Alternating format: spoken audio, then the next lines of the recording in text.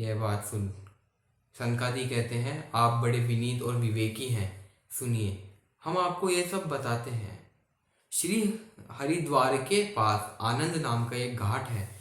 वहाँ अनेकों ऋषि रहते हैं तथा देवता और सिद्ध लोग भी उसका सेवन करते हैं। भांति भांति के वृक्ष और लताओं से के कारण वह बड़ा सघन और वहाँ बड़ी कोमल वह बड़ा सघन है और वहाँ बड़ी कोमल नवीन बालू बिछी हुई है। वह घाट भी सुरम्य और एकांत प्रदेश में है। उसके आसपास रहने वाले सिंह, हाथी आदि परस्पर विरोधी जीवों के चित्त में भी वैरभाव नहीं है। यहाँ आप बिना किसी विशेष प्रयत्न के ज्ञान यज्ञ आरंभ कर दीजिए, क्योंकि यहाँ भागवत भक्ति भी अपनी आंखों से ही सामने निर्मल और जर्जर अवस्था में पड़े हुए ज्ञान और वैराग्य को साथ लेकर वहाँ आ जाएगी।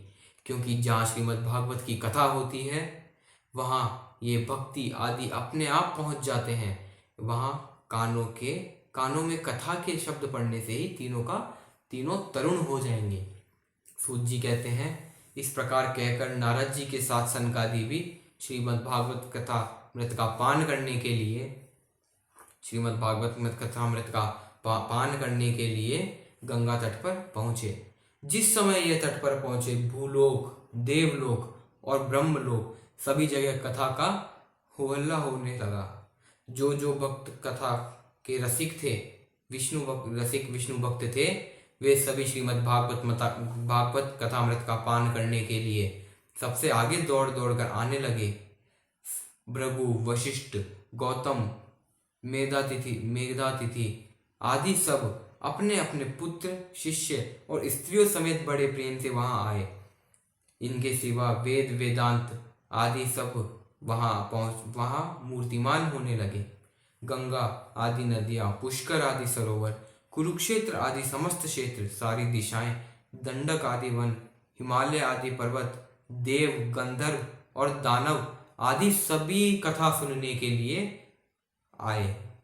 जो लोग अपने गौरव के कारण नहीं आए, महर्षि भृगु उन्हें समझा बुझला कर ले आए। तब कथा सुनाने के लिए दीक्षित होकर श्री कृष्ण परायण सनकादि ने नारद जी के दिए हुए आसन पर विराजमान हुए। उस समय सभी श्रोताओं ने, सन्यासी और ब्रह्मचारी श्रोताओं ने उनकी वंदना की। श्रोताओं में वैष्णव, विरक्त, सन्यासी और ब्रह्मचारी लोग सबसे आगे बैठे। उन सबके आगे नारद जी विराजमान हुए। एक और ऋषिगण, एक और देवता, एक और वेद और एक और उपनिषद तथा तीर्थ बैठे और दूसरी ओर स्त्रियां बैठी। उस समय सब ओर जय जयकार, नमस्कार और शंखों का शब्द होने लगा और अबीर, गुलाल आदि पुष्पों की वर्षा होने लगी। कोई देव श्रेष्ठ तो विमानों पर चढ़कर वहां बैठे हुए लोगों पर कल्प वृक्ष के पुष्पों की वर्षा करने लगे। इस प्रकार पूजन समाप्त होने पर सब एकाग्रचित हो गए। तब सनकादि ऋषि ने महात्मा नारद को श्रीमद् भागवत का महात्म्य स्पष्ट करके सुनाया। सनकादि ने कहा, अब हम आपको इस भागवत शास्त्र की महिमा सुनाते हैं। इसके श्रवण मात्र से ही मुक्ति हाथ लग जाती है। श्रीमद् भागवत की कथा का सदा सर्वदा सेवन आसादन करना चाहिए। इसके श्रवण मात्र से ही श्रीहरि हृदय में आ विराजते हैं। इस ग्रंथ में 18,000 श्लोक, 12 स्कंध हैं तथा श्री सुखदेव जी और राजा परीक्षित का संवाद है। आप ये भागवत शास्त्र ध्यान दे करके सुनिए। यह जीव तभी तक अज्ञान वश इस संसार में भटकता रहता है जब तक क्षण भर के लिए भी इसके कानों में इस सुख शास्त्र की कथा नहीं पड़ती। जिस घर में नित्य प्रतिदिन श्रीमद् भागवत की कथा होती है वह तीर्थ रूप हो जाता है। जो लोग उसमें रहते हैं उनके सारे पाप नष्ट हो जाते हैं। हजारों अश्वमेध यज्ञ और सैकड़ों वाजपेय यज्ञ इस सुख शास्त्र की 16वें अंश भी नहीं हो सकते। तपोधन, जब लोग अच्छी तरह श्रीमद् भागवत का श्रवण नहीं करते तभी तक उनके शरीर में पाप निवास करते हैं। फल की दृष्टि से इस शुक शास्त्र की कथा समता, गंगा, गया, काशी, पुष्कर, प्रयाग आदि कोई भी तीर्थ नहीं कर सकते। यदि आपको परम गति की इच्छा है तो अपने मुख से श्रीमद् भागवत के आधे अथवा चौथाई श्लोक का भी नित्य नियम पूर्वक पाठ कीजिए। जो पुरुष नित्य प्रति भागवत का आधा या चौथाई श्लोक भी पढ़ता है उसे राजसूय और अश्वमेघ आदि यज्ञों का फल मिलता है। नित्य भागवत का पाठ करना, भगवान का चिंतन करना, तुलसी को सींचना, गौ की सेवा करना, ये चारों समान है। अब जो पुरुष अंत समय में श्रीमद् भागवत का वाक्य सुन लेता है उस पर प्रसन्न होकर भगवान उसे वैकुंठ दे देते हैं। जो पुरुष सोने के सिंहासन पर रखकर विष्णु भक्त को दान करता है वह अवश्य ही भगवान का सायुज्य प्राप्त करता है। जिस समय दुष्टों ने अपनी सारी आयु में चित्त एकाग्र श्रीमद् भागवत मृत को थोड़ा सा भी रसास्वादन नहीं किया, उसने तो अपना सारा जन्म चांडाल और गधे के समान ही व्यर्थ गवा दिया। वह तो अपनी माता को प्रवस पीड़ा पहुंचाने के लिए ही उत्पन्न हुआ है। संसार में श्रीमद् भागवत कथा का मिलना अवश्य ही कठिन है। जब करोड़ों जन्मों का पुण्य होता है तभी इसकी प्राप्ति होती है। नारद जी, आप बड़े ही बुद्धिमान और योगनिधि हैं। आप प्रयत्न पूर्वक कथा का श्रवण कीजिए। इसे सुनने के लिए दिनों का कोई नियम नहीं है। इसे तो सर्वदा ही सुनना अच्छा है। इसे सत्य भाषण और ब्रह्मचर्य पालन पूर्वक सर्वदा ही सुनना श्रेष्ठ माना गया है।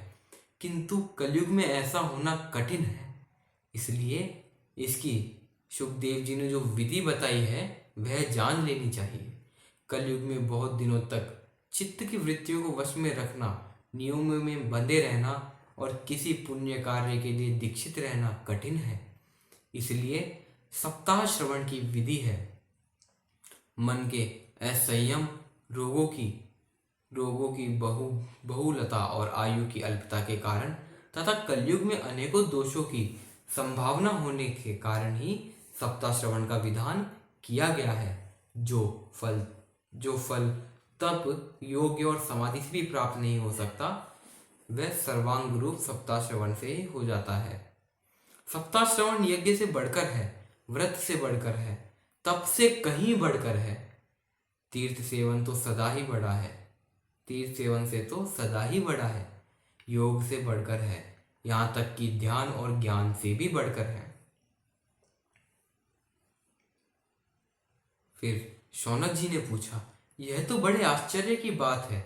अवश्य ही भागवत पुराण योगवेत्ता ब्रह्मा जी के भी आदि कारण श्री नारायण का निरूपण है, परंतु यह मोक्ष प्राप्ति में ज्ञानादि सभी साधनों का तिरस्कार करके इस युग में उनसे भी कैसे बढ़ गया।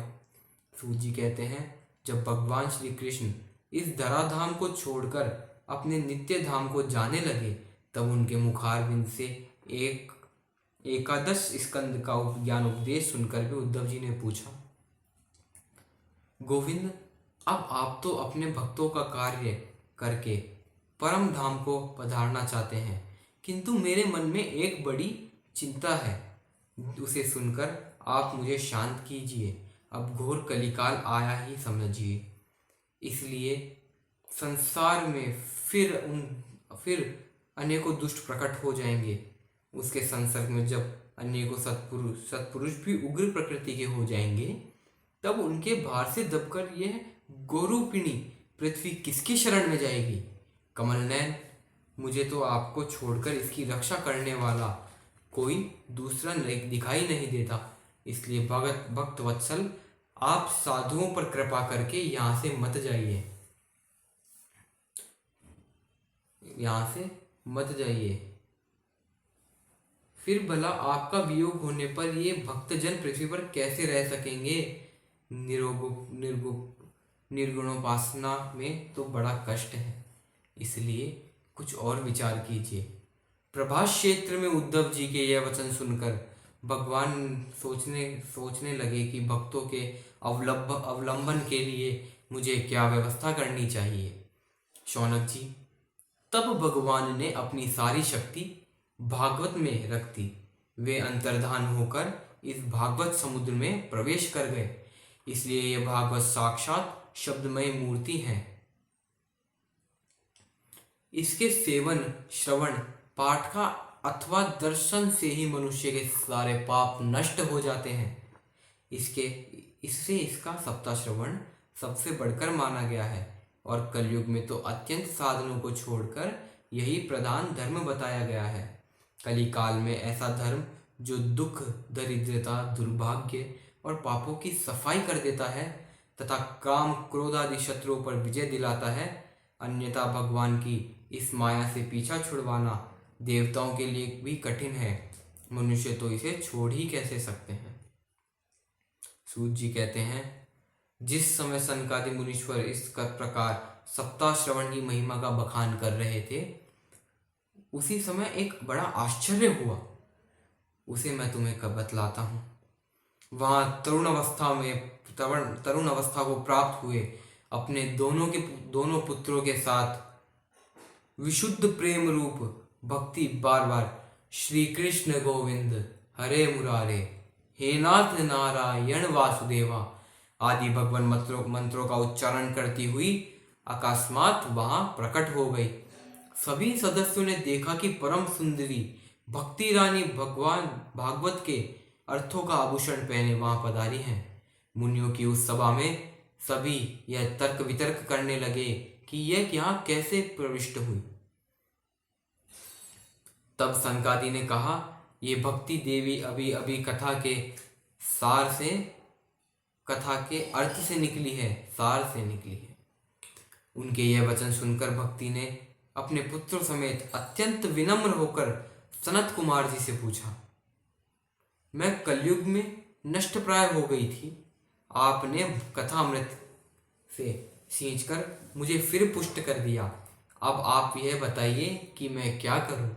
यह सुनकर सनकादि ने उनसे कहा, तुम भक्तों को भगवान का स्वरूप प्रदान करने वाली हो, अनन्य प्रेम का संपादन करने वाली हो और संसार रोग को निर्मूल करने वाली हो। अतः तुम धैर्य धारण करके नित्य निरंतर विष्णु भक्तों के हृदयों में ही निवास करो। ये कलयुग के दोष भले ही सारे संसार पर अपना प्रभाव डाले, किंतु तुम पर इनकी दृष्टि भी नहीं पड़ सकती। इस प्रकार उनकी आज्ञा पाते ही भक्ति तुरंत भगवत भक्तों के हृदयों में जा विराजी।